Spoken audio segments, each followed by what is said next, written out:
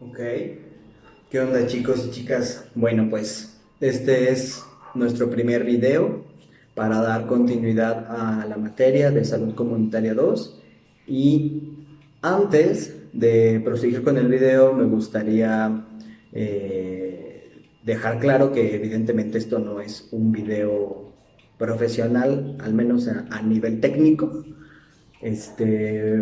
Porque vamos a estar escuchando a lo largo de los videos, pues al señor de la basura, a la camioneta del fierro viejo, ladridos de perros y vecinas y vecinos que a lo mejor estén hablando y gritando en voz alta y regañando a sus hijos por la presión de la cuarentena. Pero bueno, esto es nuestro paisaje sonoro de los barrios y no podemos negar el sonido que emanan de nuestros barrios.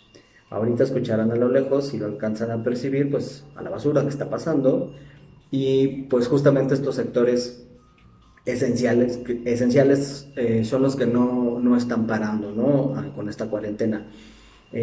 Todos los servicios básicos del Estado, entre ellos el servicio de limpia, pues bueno, siguen trabajando como lo están haciendo, porque sería complicado estar manteniendo pues nuestras casas con mucha basura. Y conforme a este tema de la cuarentena, ¿me escuchan? Déjenme le pongo pausa a la música. Ahí está. Ahorita va a pasar un helicóptero, si no me equivoco, pero bueno, en fin.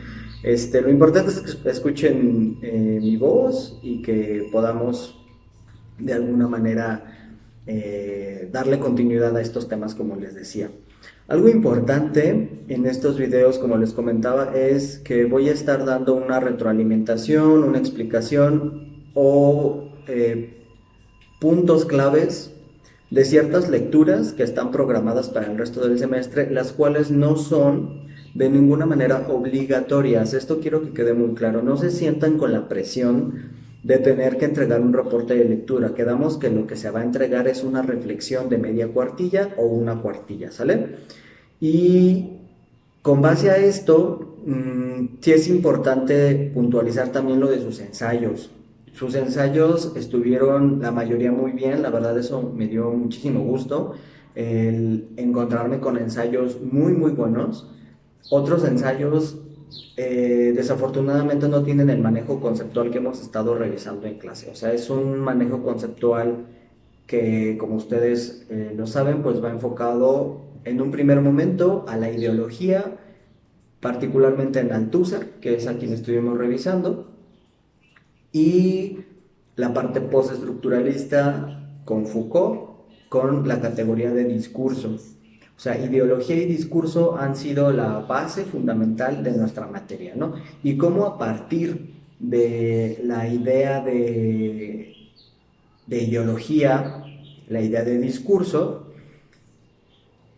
cómo esto produce cierto tipo de prácticas sociales, produce estatutos de verdad a partir de lo institucional y cómo esto va operando también en los términos de la salud, que es a lo que a nosotros nos importa, ¿no? De cómo la promoción de la salud puede hacer un análisis social, evidentemente, de los procesos salud-enfermedad de las instituciones, de los servicios médicos, de las universidades, de los medios de comunicación, y cómo a través de estos mecanismos, de estos aparatos ideológicos o de estos discursos, dependiendo del enfoque donde vayamos a revisarlo, producen, producen una verdad respecto a un tópico, que en este caso sería la salud, o producen y sostienen la misma ideología, una ideología dominante, que en este caso sería pues el discurso médico hegemónico, ¿no? Que a través de la ideología se estaría sosteniendo con la idea de la universidad y con las instituciones. Pero antes de llegar a ese punto, bueno, esto fue como un pequeño resumen de lo que llegamos a ver en las clases, a partir de diversos autores, ¿no? En el caso del discurso, pues revisamos a Foucault, a Paul Ricoeur y a Van Dyck, que ahí fue donde nos quedamos, que fue en el análisis crítico del discurso. Ahí solo revisamos como, que fue que el 17 de marzo, la última vez que nos vimos, solamente revisamos 3, 4 cuartillas posiblemente del artículo que dejamos. Pero antes de entrar a ese punto, me gustaría recalcar temas interesantes que ustedes pudieron plantear en sus ensayos. ¿Por qué me interesa retomarlos? Porque creo que a través de los videos también podría yo, pues, darles algunas sugerencias, observaciones e indicios de cómo podrían seguir trabajando sus ensayos.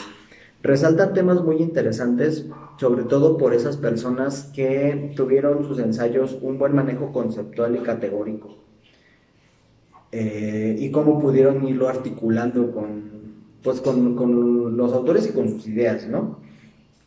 Algo que me parece muy relevante y que podríamos eh, relacionarlo justo con el discurso es esta parte donde me encontré con muchos ensayos donde se hace una observación puntual en esta parte de la contingencia.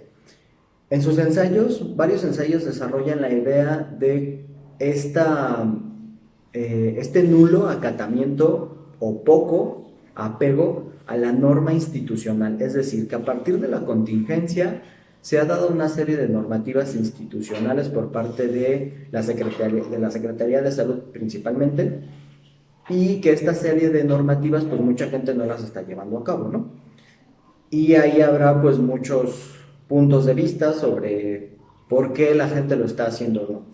Lo primero que salta en redes sociales, por ejemplo, que eso fue lo que retomaron en sus ensayos, es las opiniones que tiene la gente que sí tiene la posibilidad de estar en cuarentena sobre las personas que no tienen esa posibilidad y que están saliendo a las calles, pues a sus trabajos, que no pueden dejar a sus hijos en casa porque no tienen quien los cuide, se los llevan a sus negocios, a sus puestos, y desde afuera pareciera un acto de irresponsabilidad tremendo, ¿no? Y que alguien muy acertadamente en uno de sus ensayos mencionó que esto era una especie de un sentimiento fascista, y eso me parece bien interesante porque llega un punto en el que este discurso nos ofrece una serie de lineamientos, de medidas para protegernos, pero recuerden que el discurso cualquiera que sea,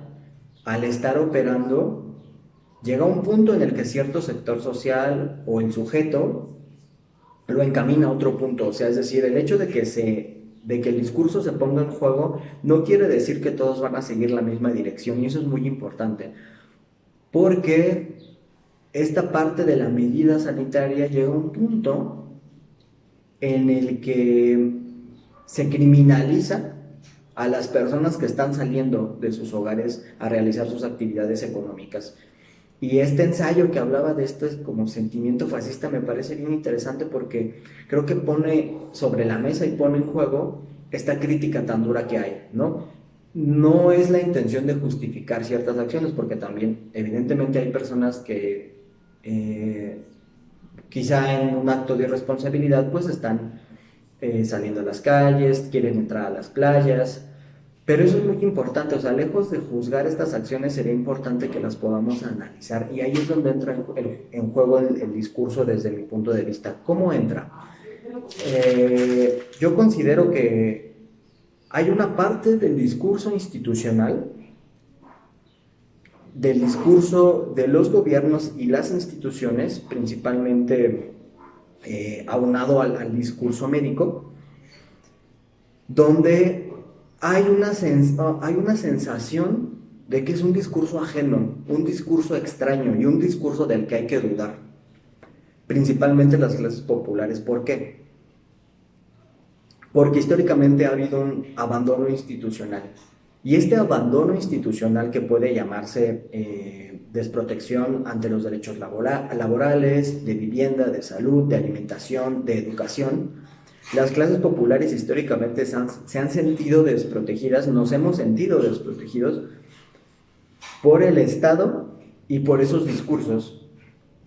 Y si la gente históricamente se ha sentido desprotegida, porque el discurso institucional solamente aparece junto con el discurso político, aparece en ciertos momentos, en momentos electorales, aparece también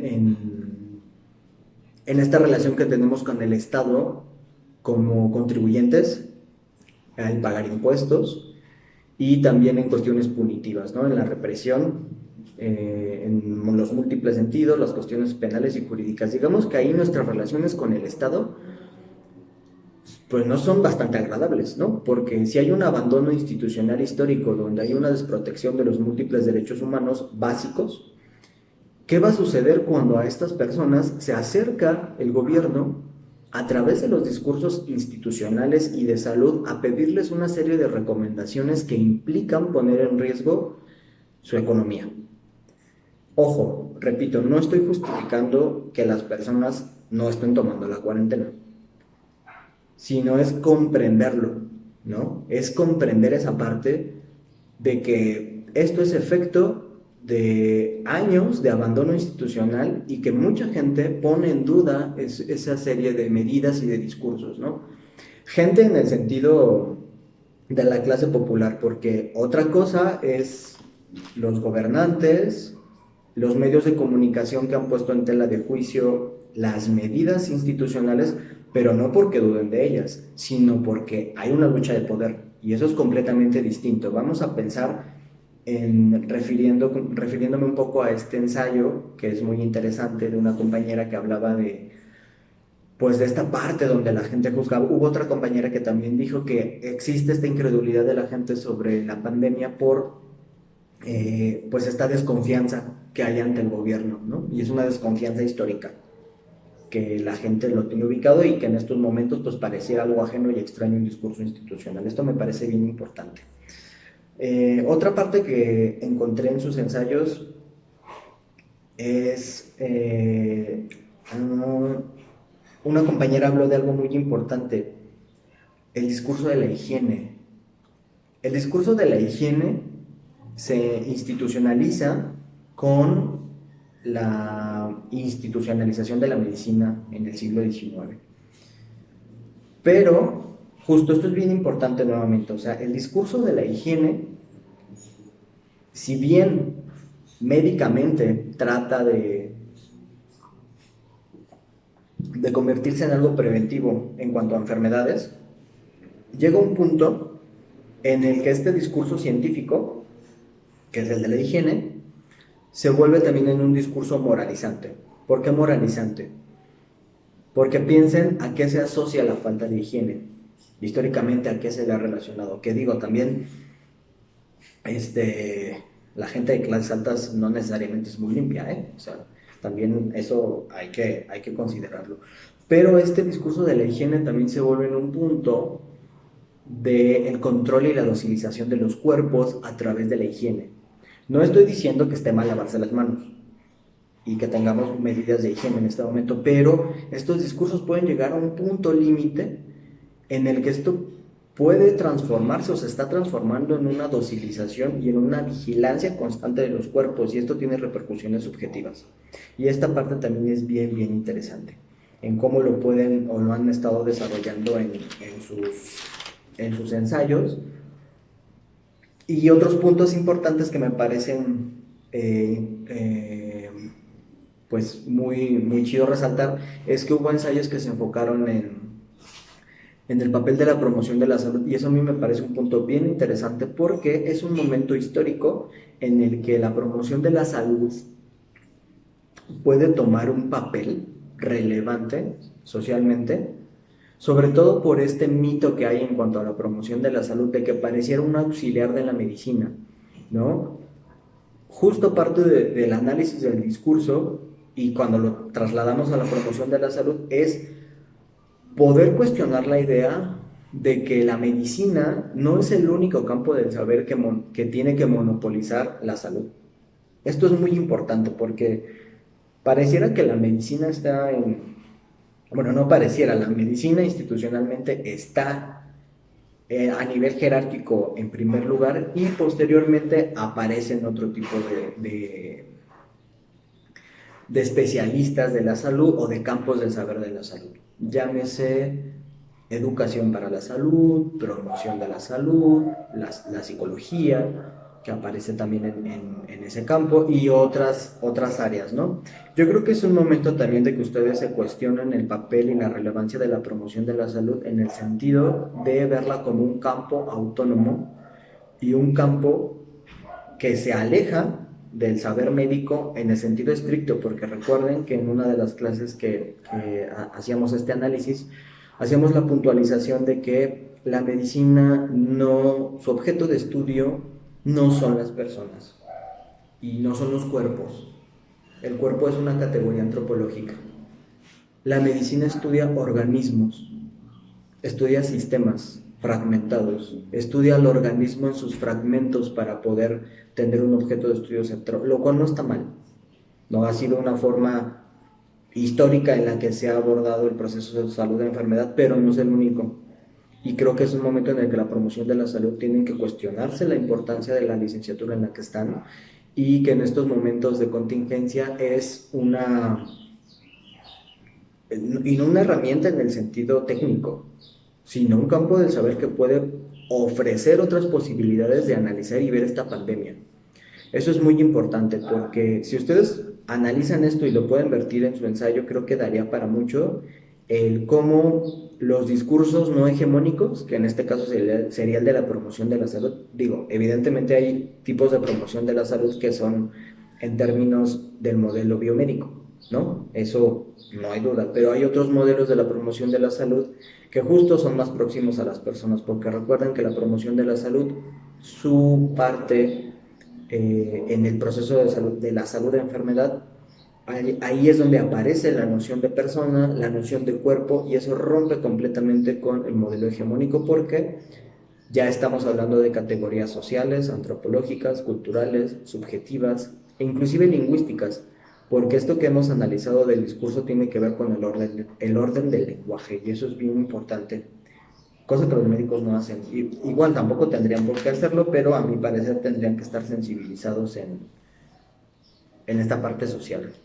Perdón si se mueve el video, pero mi mesita se mueve, así es que ahí una disculpa por eso. Bueno, ya terminamos con esa parte de los ensayos, son los temas que yo veo importantes. También algo importante, en estas reacciones de la gente que veo que mencionan en sus ensayos, el no creer en la enfermedad, no creer en la pandemia, también se debe a un proceso subjetivo y un mecanismo de defensa, que es la negación. Aceptar que existe la enfermedad para ciertos sectores sociales implicaría aceptar que hay un futuro totalmente incierto, implicaría aceptar que la muerte va a ser una situación inminente e implicaría aceptar que habría una incertidumbre en el futuro y económica. O sea, la gente niega la enfermedad no porque sea irresponsable y no porque sea tonta. Eso es muy importante, porque muchas veces aparece este discurso académico, este discurso de la escuela, de pensar que la gente no sabe o no actúa porque no está educada, y eso habría que cuestionarlo bastante, ¿sale? Escuchan a los perritos, escuchan al de la basura, que no sé si lo escuchan, pero yo sí lo estoy escuchando. En fin, bueno, hasta ahí. También sobre sus ensayos quiero que me escriban. Ya me escribió un compañero para preguntarme dudas. Háganlo, yo no tengo ningún problema. Síganme escribiendo en sus ensayos sobre sus ensayos para que yo pueda resolver dudas. Y bueno, pasando ahora sí al texto que nos quedó incompleto de Van Dijk, que es el análisis crítico del discurso. Recordemos que Van Dijk ve el análisis crítico del discurso ya como un método de investigación. Con Foucault estuvimos revisando la parte teórica, en cómo Foucault concibe la idea del discurso y cómo Foucault se aleja y critica la noción de ideología, ¿no? Por el carácter marxista que tiene, y porque para Foucault pareciera que hay un determinismo económico en asumir que pues todo tiene que explicarse en términos marxistas, lo cual me parece una buena crítica. Sin embargo, no debemos de negar la importancia del marxismo y el análisis marxista de los fenómenos sociales. Eso no podemos desapegarnos de eso, sobre todo porque como, como universitarios, como, como estudiantes, como estar a pesar de que promoción de la salud, pues digamos está en el área de la salud, eso no quita que tenga este gran análisis social y a mí me parece bien relevante, ¿no? Y hubo un ensayo bien interesante sobre cómo el capitalismo está poniéndose en juego en esto de la pandemia, ¿no? Y ese ensayo, la verdad, está bien padre. Pues uno de sus compañeros, me da gusto que lo piensen así. Otra compañera también mencionó esta parte del capitalismo y cómo entra en juego. Pero bueno, Foucault entonces, nos, como lo vimos en las clases, pues nos va a dar una interpretación del discurso, va a proponer cómo el discurso se pone en juego, cómo no podemos salir del discurso y cómo el discurso, al estar sujetos al discurso, es imposible salir de él y dar cuenta de él. A diferencia de Paul Ricoeur, que para Paul Ricoeur el discurso se pone en juego, pero el sujeto sí tiene la capacidad, para Paul Ricoeur, de producir discurso, ojo, de producir, es decir, algo nuevo, de producir discurso y de dar cuenta de él en términos conscientes. Para Foucault no es así. Para Foucault estamos sujetos al discurso, no podemos dar cuenta de él en el sentido, digamos, consciente e inmediato,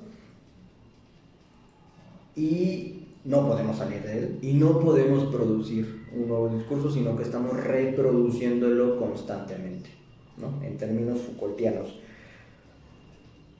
Y para Van Dijk, el discurso ya sería en términos metodológicos. Eso es bien importante, como en términos metodológicos el análisis del discurso, como lo habíamos dicho, no solo atañe al texto, sino al habla, a lo que de lo que el sujeto es portavoz, porque acuérdense que en el discurso un sujeto no es el único portavoz de él. O sea, un sujeto puede estar emitiendo un discurso, un sujeto, una imagen, un anuncio de televisión, un artículo, un libro. Ahí hay discurso. Eso es bien importante porque también noté en algunos ensayos que hay una malinterpretación del discurso. En algunos compañeros, no todos. Y esa interpretación es que el discurso pareciera que es, o lo entendemos como esta noción coloquial del discurso, de que alguien redacta algo y se pone a leerlo en un podium. Sí, ese es un discurso en términos técnicos, pero aquí el discurso lo tenemos que pensar en los términos estructurales, que es como lo estamos pensando. Así es que vamos a quitarnos esa imagen o esa noción de que el discurso es algo hablado en lo inmediato, porque no es así, sino tiene que ver con el texto, que puede ser un texto escrito, pero también puede ser imágenes, que las imágenes las podemos leer como texto, ¿no? Que es lenguaje, que está transmitiendo un mensaje. Y para Van Dijk el discurso, entonces, el análisis crítico del discurso como metodología, su principal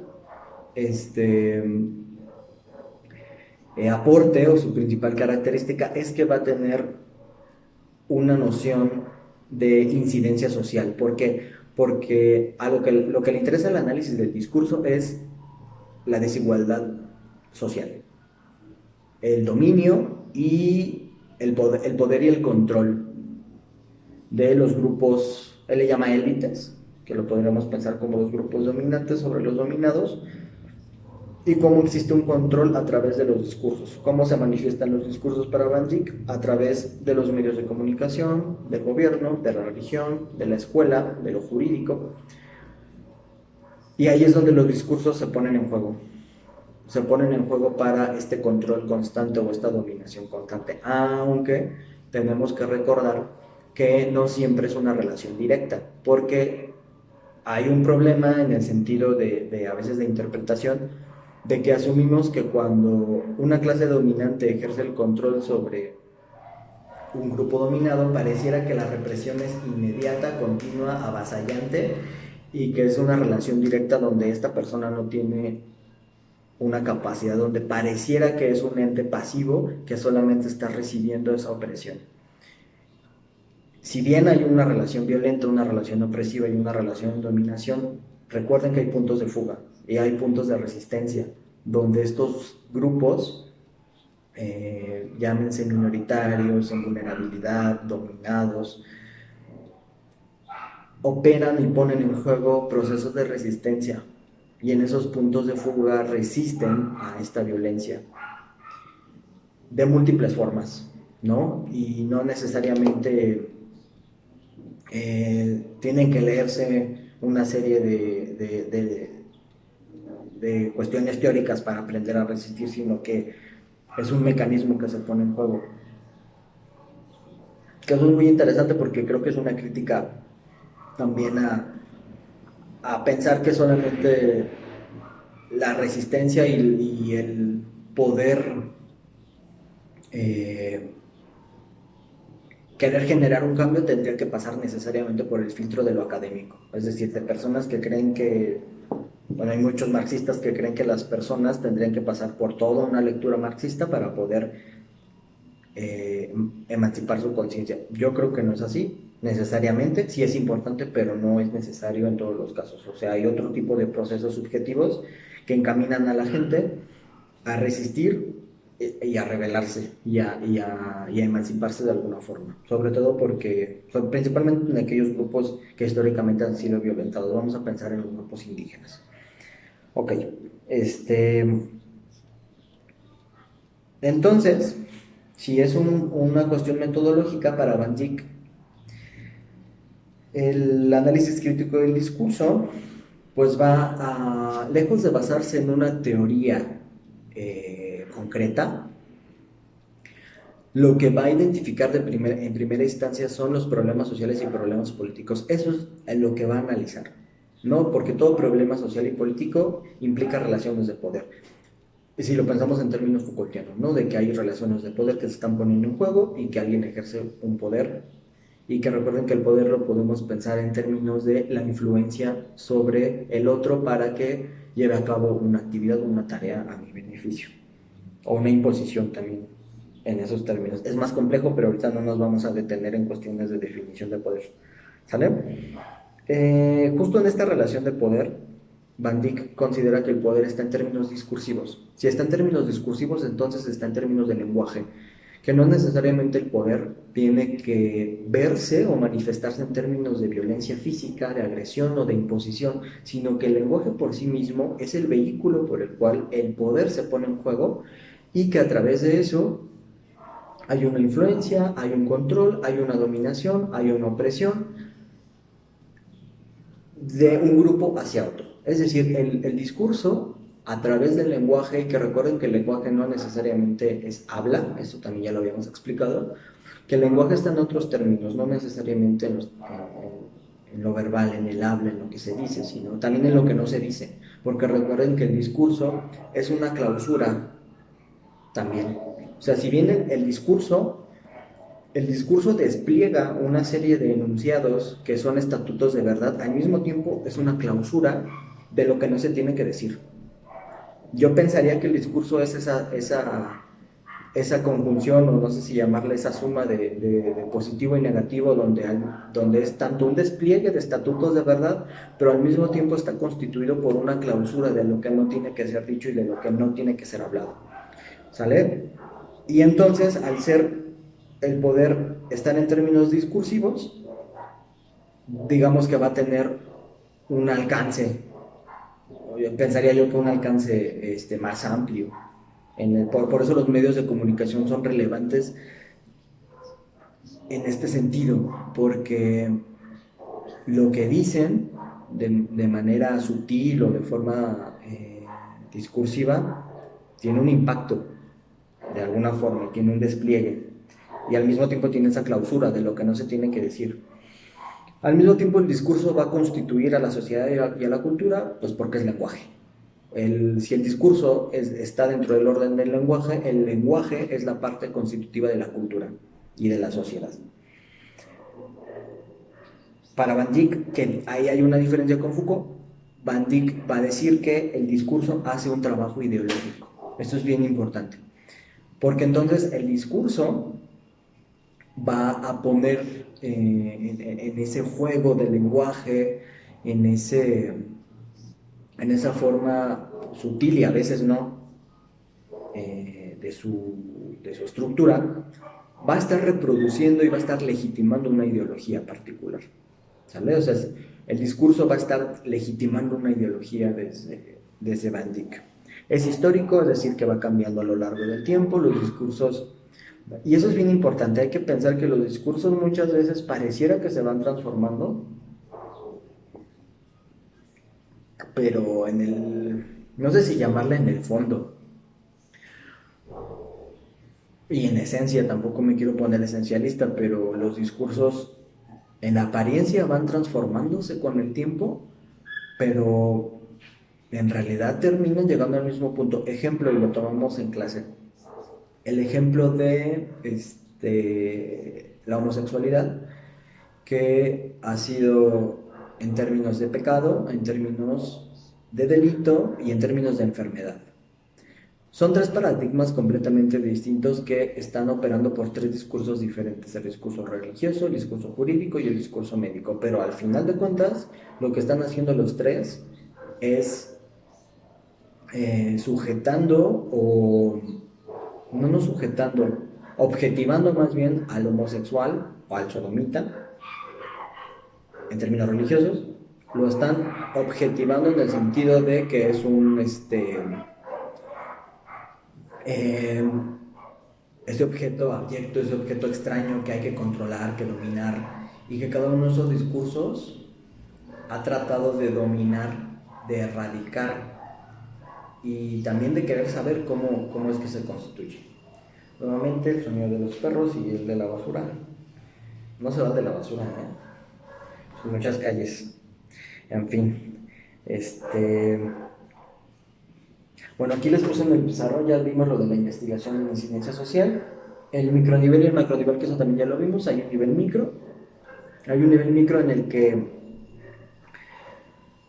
tiene que ver con el ordenamiento social. Para Van Dijk, el ordenamiento social pues, tiene que ver con las prácticas de los sujetos, con sus actitudes, con sus deseos, con lo que enuncian, con lo que dicen en esta parte del orden. Pero hay alguien que tiene que dar ese ordenamiento. Ese ordenamiento alguien lo tiene que dar alguien, que es el macronivel, que sería la parte de las instituciones y los grupos dominantes. ¿Sale? Y entonces, para Van Dijk, esta parte del discurso, el cómo va a estar operando y cómo ese macronivel va a incidir en el micronivel, de cómo estos grupos sociales, de cómo estos grupos dominantes, estos grupos dominantes, estas instituciones, van a incidir en los grupos sociales. ¿Cómo van a incidir? Para Van Dijk es en los términos, él llama mentales, a mí el término mental no me gusta, creo que ya lo expliqué una vez, que pues ha sido una categoría que estéril en muchos sentidos porque no ha podido ser pues definida por las diferentes escuelas de la psicología, porque para unos existe y para otros no. Y ya de entrada para ahí, para entrar en eso, eso impide que pueda haber un diálogo conceptual entre la psicología con el resto de las ciencias sociales. A mí me gusta más hablar de cuestiones subjetivas, si lo ponemos en términos sociales, y si lo ponemos en cuestiones de los campos del psi, pues del inconsciente. O sea, el inconsciente, creo que, bueno, no creo, estoy completamente seguro que es una categoría que puede empatar mejor con el discurso, porque recuerden que el discurso está en términos del lenguaje y el discurso se despliega a través del lenguaje y el discurso es un efecto del lenguaje, a mi parecer. O viceversa, no lo sé, ahorita que lo estoy pensando, habría que ver. Pero si el discurso está en términos de lenguaje, el inconsciente también. El inconsciente, al menos como lo plantea Lacan, que tampoco nos vamos a detener aquí porque si no, podría ser un video de 10 horas. Este, para Lacan, el inconsciente está estructurado como un lenguaje. Para el psicoanálisis lacaniano, el sujeto es un efecto del lenguaje. El inconsciente como un efecto del lenguaje. Por lo tanto, si hablamos del inconsciente en términos de lenguaje y del discurso en términos de lenguaje, a mi parecer es lo que puede empatar mejor. Pero eso solamente es una apreciación. Este rollo de la mente, la verdad, no me convence mucho. Pero bueno, Van Dyck así lo plantea, ¿no? Como la mente, en términos cognitivos, lo cognitivo tiene que ver con esta parte de la cibernética, de la computación, y es cuando se asume, o se hace una metáfora, una analogía de que el cerebro, la mente funciona igual que una computadora, que tiene una serie de mecanismos, desde ahí, o sea, mecanismos, una serie de operaciones que son parecidas a las de la computadora, particularmente en términos de la memoria, y que la memoria, como una computadora, almacena información, puede recuperarla, puede procesarla como una computadora, y se hablan esos términos cognitivos. Yo la verdad no me gusta esa teorización, porque me parece mecanicista en algún punto, y también pues la metáfora cibernética, no sé, no, no sé hasta qué punto podría operar, pero bueno. Entonces, para Van Dyck, el poder en el discurso tiene que ver con el control mental de los otros, con el control mental del grupo dominado. Sin embargo, para Van Dyck llega un punto en la lectura donde dice que esta dominación o este control de la mente de los grupos dominantes sobre los dominados no necesariamente es algo directo, y eso también yo lo había planteado en una clase, que nos cuestionáramos que no necesariamente estos grupos dominantes ejercen un control mental sobre los otros, porque pareciera hasta algo paranoico, de que estamos en una sujeción del otro constante, y que puede que sí, pero no necesariamente en unos términos de una relación directa tan simplona, porque eso es muy lineal y eso es muy simple. Porque justamente las personas que son dominadas o que son oprimidas, pues tienen un punto de fuga, que ya hemos hablado, hay los procesos de resistencia, y esa dominación no puede ser de forma tan directa. O sea, hay procesos, antes de eso sucede algo. O sea, antes de que llegue la violencia de forma tan abrupta y tan directa, hay algo, tan así que justo dice... que en alguna parte de la lectura dice que esto no es, que es mediato, que no es inmediato, es decir, que no es en lo próximo, sino es mediato porque hay algo, hay un tercer elemento que impide que sea así de directo. Dejen ver. Bueno, sí, que la parte del discurso, que el discurso no llega a la sociedad de manera directa, sino que hay algo ahí, hay una serie de procesos. Yo pensaría que son pues, procesos subjetivos, la parte social y otros procesos que no hacen que sea de forma directa, pero bueno. Y entonces está el poder de la mente, pero para Van Dyck hay otra cosa, el control del discurso. Es decir, que las instituciones, los grupos dominantes, deben de dar un control, deben de tener un control del discurso, es decir, un control de lo que se dice, de lo que no se dice, de lo que puede opinarse y de lo que no puede opinarse. Es decir, el discurso hegemónico está controlado para saber qué sí puede saberse y qué no puede saberse. Y en ese sentido, él plantea una serie de ejemplos, ¿no? Dice, bueno, pues el discurso académico institucional el único portador de esa verdad y que en la escala del grupo social representa más poder. En lo académico es la figura del profesor, por ejemplo. En el caso de los medios de comunicación, la figura del periodista. En el caso jurídico, la figura del abogado. En el discurso médico, la figura del médico. En el discurso religioso, la figura del sacerdote. Bueno, no religioso, en el discurso eclesiástico más bien, yo lo pensaría así, porque pues, no todas las religiones tienen sacerdote, y acuérdense que hay una diferencia entre iglesia y religión. Más bien en términos de la administración de la institución religiosa, el portador de la verdad es el sacerdote. Y entonces es el control del discurso, el control de la mente, el control subjetivo, y hay un tercer control, que es el control del contexto. Es decir, por un lado estoy controlando lo que se dice, lo que sí se puede decir y lo que no se puede decir.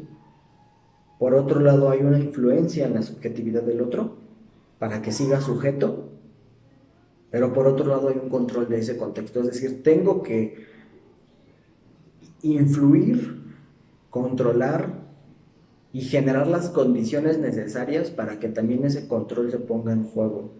El control del contexto se plantea como, o el contexto lo podemos entender,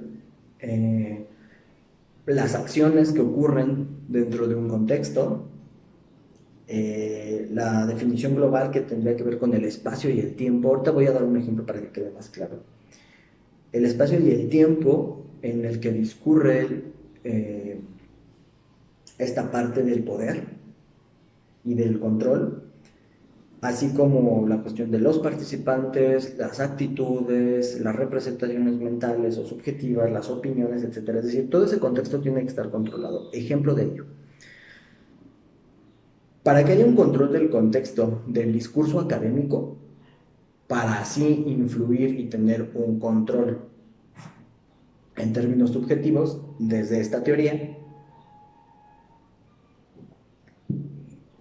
vamos a pensar que si el discurso académico quiere ponerse en juego para influir directamente, pues las personas en las que va a influir son estudiantes, ¿sale?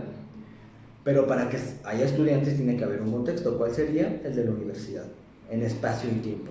¿Qué espacio sería? Pues un espacio físico que represente a la universidad y que las condiciones estén controladas. ¿Cómo? A través de cuestiones administrativas, de que haya una serie haya un órgano gubernamental en el caso de las universidades públicas, que haya la parte administrativa, la parte jurídica, la parte académica, y que con este contexto controlado, por eso hay una división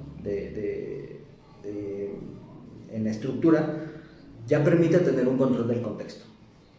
Por lo tanto, en ese primer control del contexto, lo académico va a regular su discurso para ver qué se dice y qué no se dice. Los planes de estudio van a estar diseñados para decir ciertas cosas y para no decir otras y callarlas. Eso es muy importante. O sea, ahí ya vemos en primer lugar el control del contexto, que hay una serie de mecanismos que se ponen en juego para tener las condiciones necesarias, donde voy a desplegar el discurso académico a través de los planes de estudio, donde van a decir unas cosas y otras no las van a decir. Y al mismo tiempo, estos dos tipos de control, discursivo y de contexto, van a incidir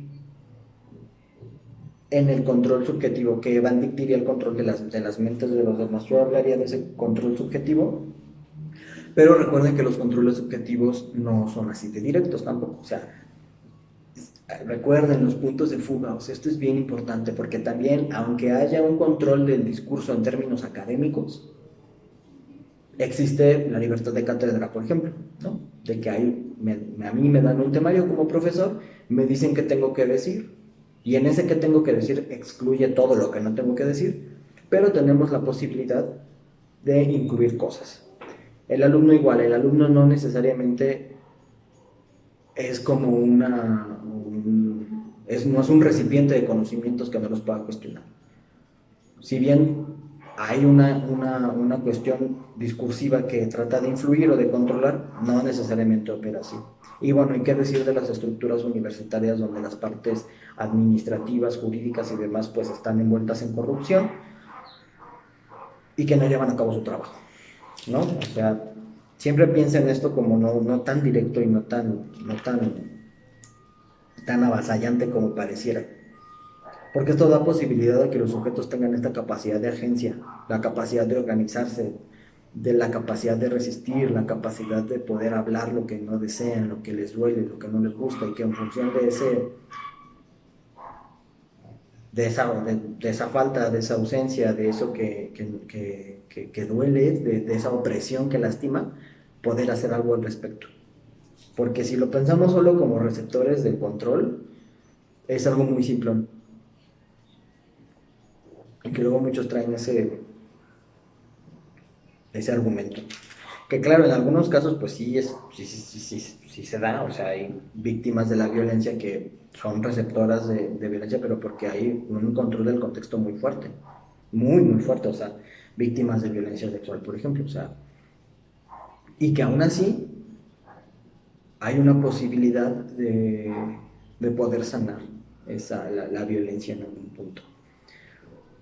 En términos sociales, otro ejemplo puede ser las dictaduras latinoamericanas, que las dictaduras latinoamericanas del siglo pasado pues tienen esta característica pues férrea de ultraderecha, moralista, religiosa, tradicionalista y que tuvo una serie de efectos bastante violentos, genocidios, desapariciones forzadas, asesinatos a mano de, o más bien a través de, de lo militar como herramienta. Sin embargo, a pesar de eso, en las dictaduras había resistencia.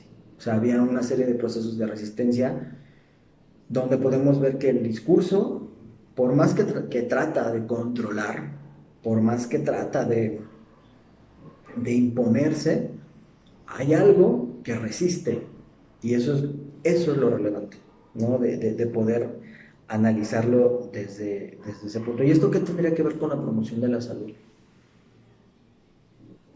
Yo creo que la promoción de la salud tendría que tener la capacidad analítica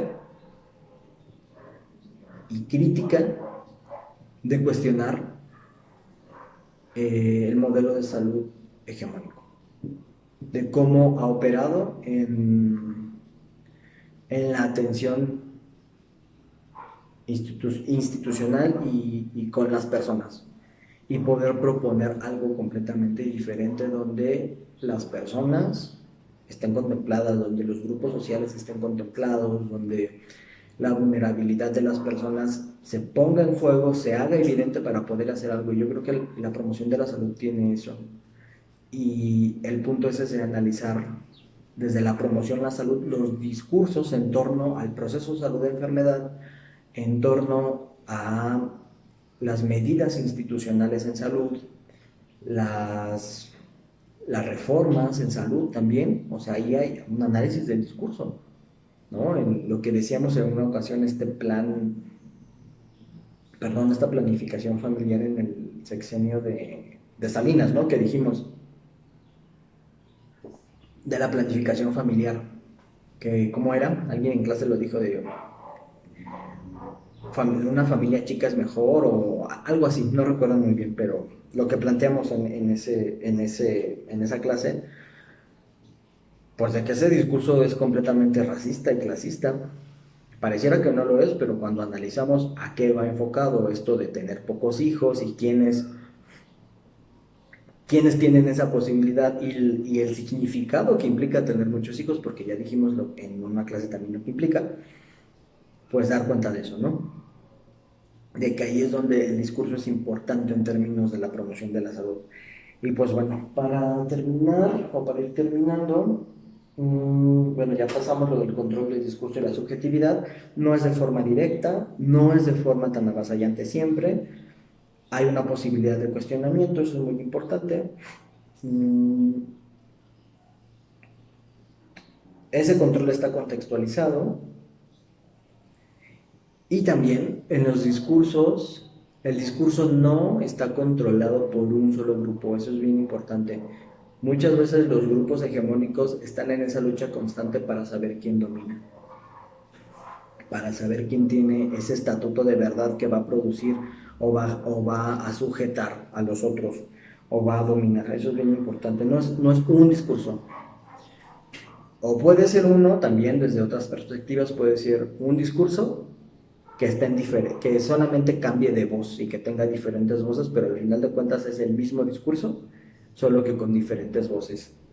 A lo mejor yo creo que a lo mejor va por ahí, no sé, tendremos que verlo. Por último, el discurso racial que Van Dyck lo plantea en su texto, me gustaría ejemplificarlo con temas de sus ensayos. Hubo un compañero y una compañera que hablaron sobre la pandemia y de cómo este, esta cuestión de los orientales, de cómo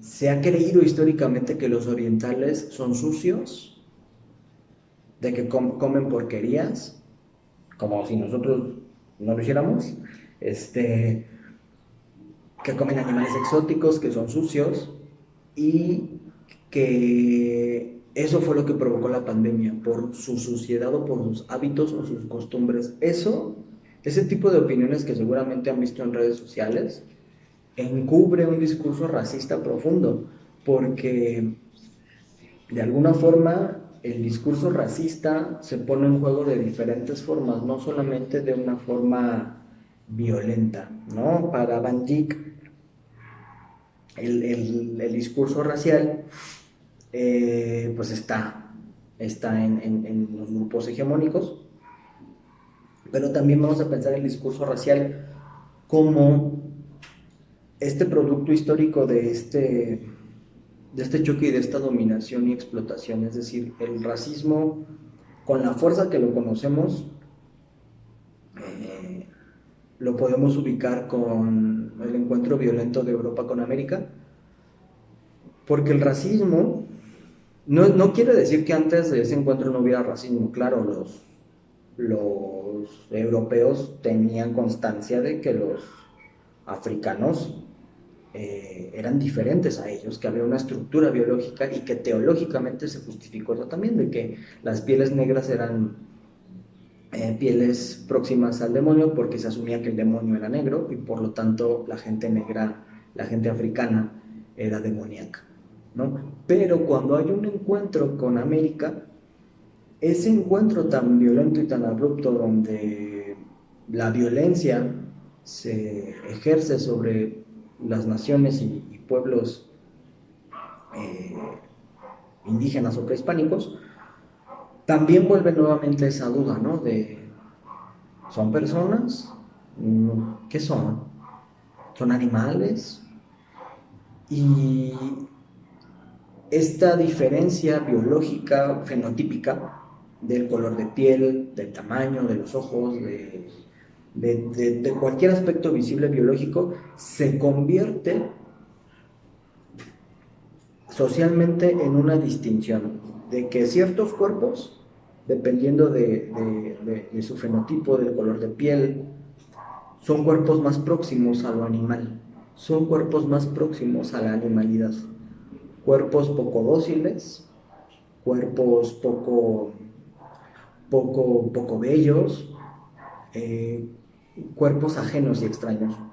Y a partir de este encuentro violento, el racismo se hace más fuerte, el racismo empieza a tornarse eh, un discurso en el que el otro distinto no europeo, el otro distinto no blanco, el otro distinto no occidental, es mano de obra, es esclavo, es torpe, es tonto, es feo, es retrasado, y el discurso racial toma diferentes tintes,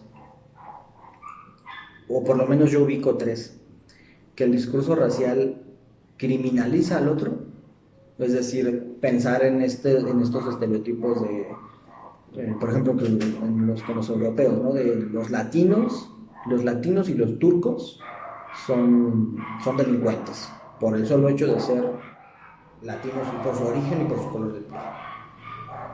Escuchan a los perros otra vez, son molestos estos temas. El discurso racial también toma un tinte de infantilización, se infantiliza a,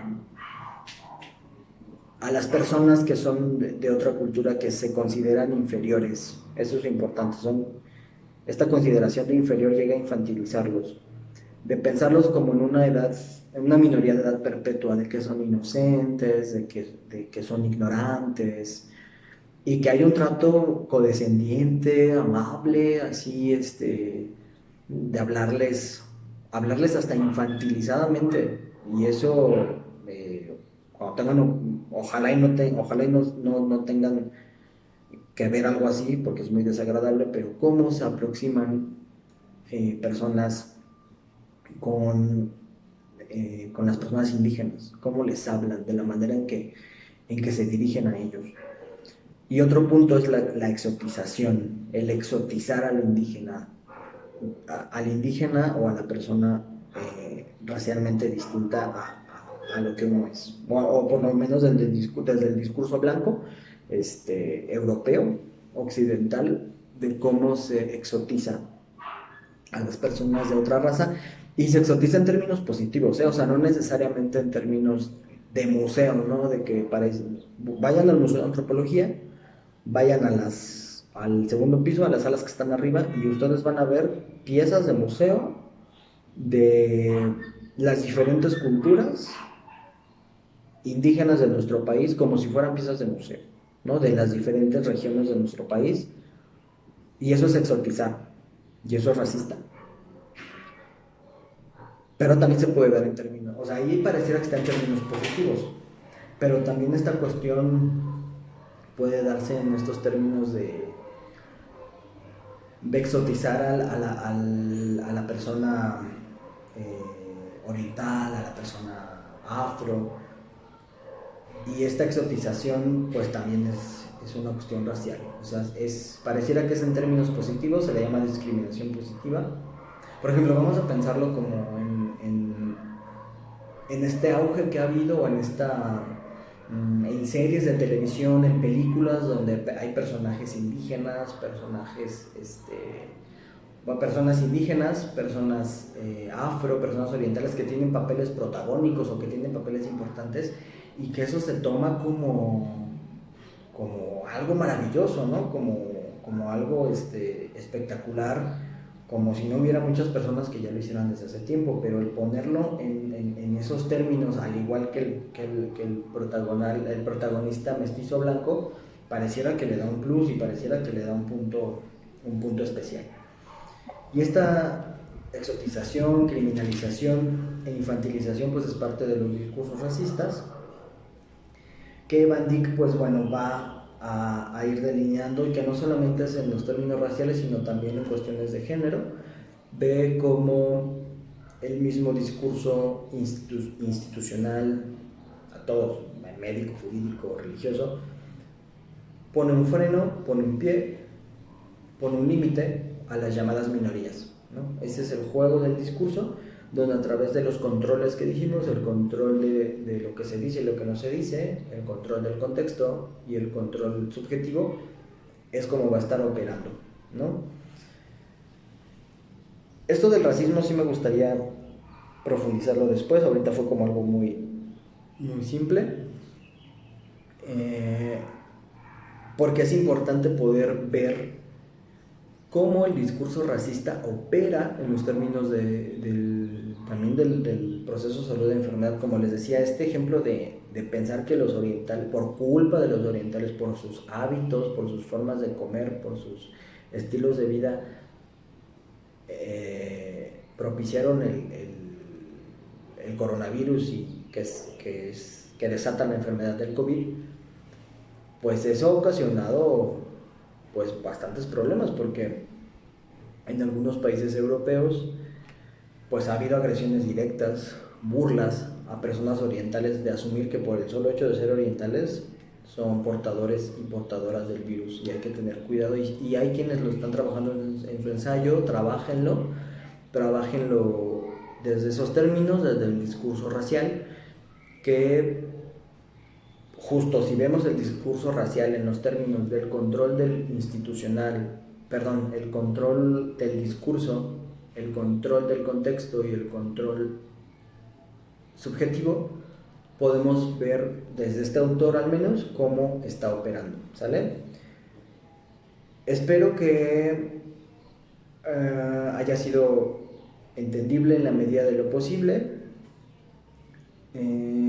Cualquier sugerencia que tengan sobre si ustedes sienten que me disperso mucho, si notan como algo en particular, me gustaría que me lo dijeran para que yo pueda tomarlo en cuenta y así los videos puedan ser más claros para ustedes, ¿sale?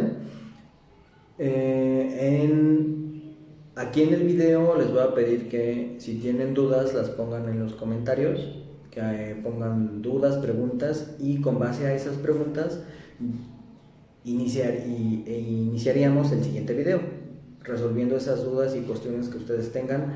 Y recuerden que su tarea es que algún punto del video que les resulte relevante, ya sea de lo que dije o lo del autor, porque doy por entendido que este autor sí lo leyeron, porque hasta ahí nos quedamos y sí lo leyeron, que puedan hacer una reflexión sobre la lectura o lo que se explicó en el video, ¿sale? Lo demás ya lo saben, ya saben cuándo se entrega, y pues les agradezco mucho que se hayan dado el tiempo para pues ver este video. Espero que estén bien en la medida de lo posible. Cualquier situación especial, comentario, duda que tengan, igual sobre sus ensayos, escríbanme a mi WhatsApp o al correo y estamos en contacto, ¿vale? Ahí estamos pues, en esa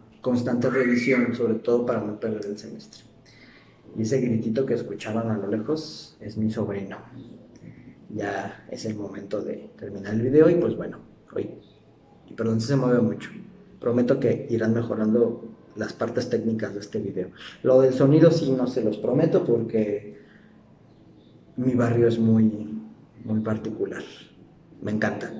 Por eso no me voy a angustiar por el sonido de los perros, ni el de la basura, ni el fierro viejo, ni demás. Bueno, pues cuídense mucho y estamos en contacto.